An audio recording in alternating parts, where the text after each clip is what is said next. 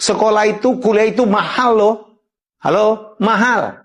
Saya orang miskin. Dulu miskin, bapak saya miskin. Tetapi akhirnya saya berhasil keluar dari jerat kemiskinan itu. Saya ingat banget, saya pernah dengan Tanto Wihaya, kakak saya, ditanya dalam sebuah talk show bersama Andi Noya dengan tajuk My Dad is My Hero. Bapak saya dulu miskin banget ya. Saya dengan Tantowi dulu waktu kecil miskin banget, telur dibagi 6 dan sebagainya. Penuh dengan penolakan, ejekan, sebagainya. Jadi kami dulu sepertinya self-motivated.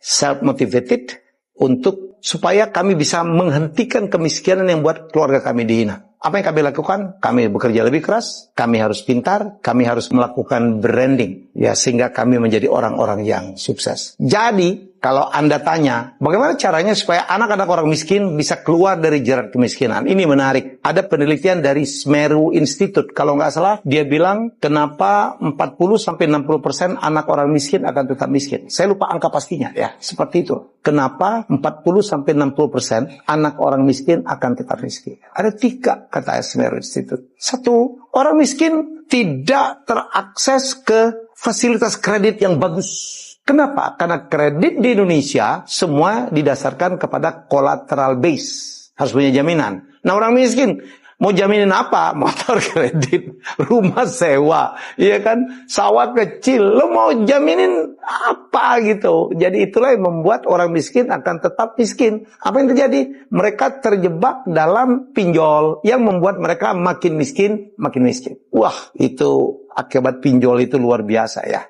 Jadi itu alasan pertama. Jadi kalau kita memperbaiki, mesti pemerintah atau perusahaan-perusahaan dengan corporate social responsibility-nya membantu agar orang-orang miskin bisa dapat fasilitas kredit yang tidak lagi berdasarkan jamin. Ya, mungkin dari prospektus, dari ngelihat orang ini baik apa enggak, dari usahanya udah jalan atau tidak, walaupun dia tidak punya jaminan. Nomor 2, akses ke pendidikan baik. Anak orang miskin, karena miskinnya tidak bisa masuk dalam sekolah-sekolah terbaik. Nah ini ya. Anak orang miskin cenderung juga tidak bisa masuk dalam sekolah-sekolah tinggi. Hanya tamat SD, SMP, SMA, dia udah harus bantu orang tuanya bekerja di sawah, di kampung-kampung. Dan ini akibatnya, kalau sekolahnya tidak tinggi, anak ini justru akan dipastikan akan dapat pekerjaan-pekerjaan yang tidak menghasilkan gaji tinggi juga, bukan? Mereka paling jadi buruh, jadi pekerja pabrik, jadi ya kesana-sana lagi, muter lagi,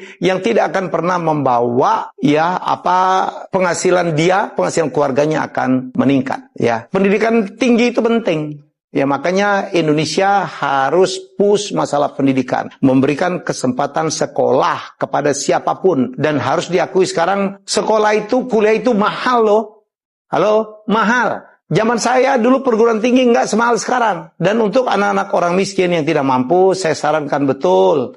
Kalau duit kita terbatas, atau kalau kita berasal dari keluarga kita miskin, bapak kita apa gitu, seperti bapak saya dulu, kita belajar lebih keras dong. Usahakan menjadi lulusan terbaik, ranking 1 atau top 5. Supaya apa? Supaya kita bisa dapat beasiswa.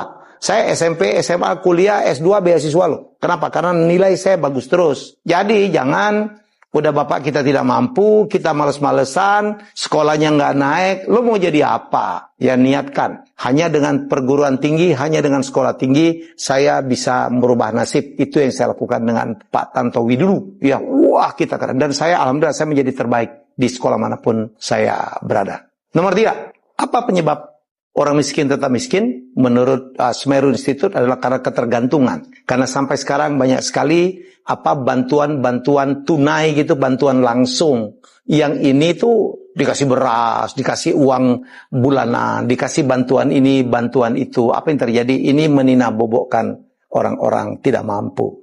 Mari kita pikirkan. Pemerintah sebenarnya sudah pikirkan dengan prakerja dan sebagainya. Kita tidak saja membeli ikan, tetapi memberi kail.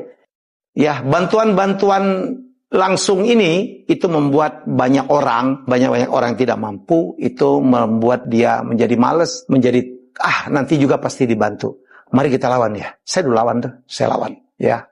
Saya nggak mau cuma segini aja. Saya nggak mau menjadi tangan di bawah terus. Saya mau tangan di atas. Jadi saya pikir itu ya. Jadi sekali lagi untuk teman-teman dari keluarga yang tidak mampu, ayo kita lawan yuk. Kita harus sekolah setinggi mungkin. Kalau duit nggak ada, cari sekolah gratis, cari beasiswa. Nomor 2, jadilah pengusaha. Mau nggak mau ya, kalau mau kaya jangan jadi pegawai saja, tapi jadilah pengusaha, jadilah entrepreneur, jadilah wirausaha. Kan butuh modal, tidak harus. Ya, saya dulu juga bikin perusahaan juga tidak pakai modal. Ya, modal saya adalah trust.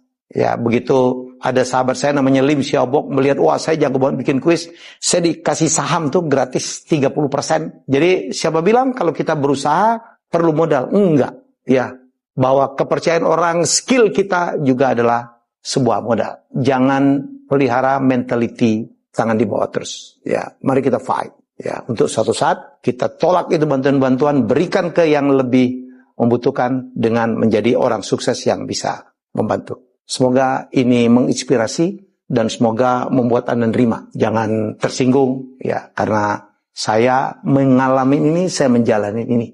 Orang yang suka tersinggung, suka mengeluh biasanya ya begitu-begitu aja.